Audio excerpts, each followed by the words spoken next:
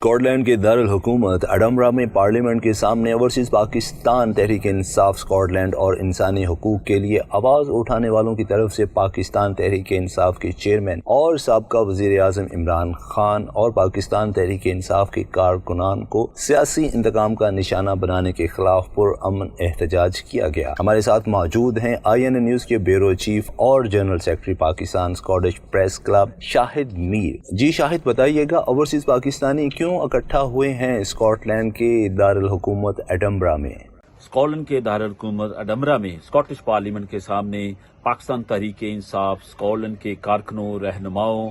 اور انسانی حقوق کے لیے آواز اٹھانے والوں نے یہاں پہ بہت بڑی تعداد میں اکٹھے ہو کر پاکستان میں جو چادر اور چادردواری کا پامال کیا جا رہا ہے اور جو ظلم و زیادتی کی جا رہی ہے، جو عورتوں کے ساتھ ناروا سلوک کیا جا رہا ہے، اس کے خلاف یہاں پہ شدید احتجاج کیا اور اعلیٰ حکام سے مطالبہ کیا کہ اس ظلم اور ناانصافی کو فوری روکا جائے اور پاکستان میں فوری الیکشن کروائے جائیں